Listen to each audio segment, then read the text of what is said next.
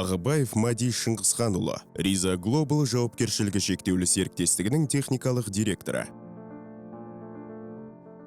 1982 жылдың 10 қыркүйегінде Түркістан қаласында өмірге келген.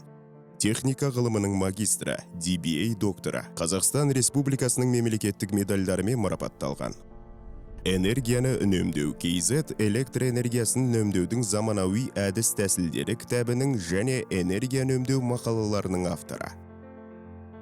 Мен өмір бойы өлшеуіш құралдармен айналыстым. Нәтижесінде 2012 жылы энергия тиімділігін жабдықтау және энергия қорының есебі саласындағы өзімнің компаниямды аштым. Жоба сәтті іске асуда, себебі Қазақстанда белгілі бір алғышарттар жасалған. Нормативті құжаттар мен цифрлы Қазақстанның арнайы бағдарламасы бар. Цифрландыру министрлігі бар. 2019 жылдан бастап белсенді түрде түрлі қалалардағы пәтерлерге де, жер үйге де әлеуметтік саладағы нысандар, мектептер, ауруханалар мен балабақшаларға да енгіздік.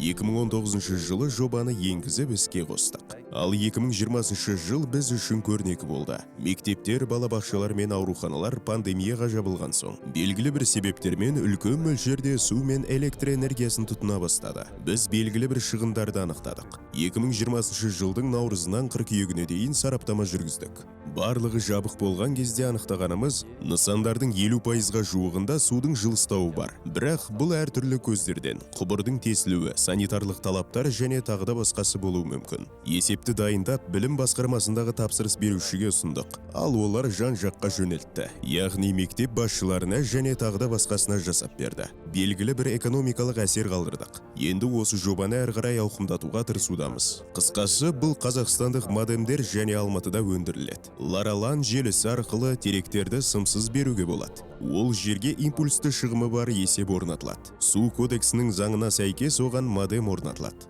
Ол да су кодексіне сәйкес болады. Белгілі бір уақыттан кейін тәулігіне 2 рет ақпарат серверге беріледі. Оператор су, электр, жылу мен газды қолданғандарды сағат сайын тексере алады. Сәйкесінше түнгі уақытта немесе демалыс күндері белгілі бір шығындар кететінін байқаймыз. Осыған орай біз нәтиже шығарып, ол жерде белгілі бір шамадан тыс шығын болғанын біліп отырамыз. Не нормированный расход.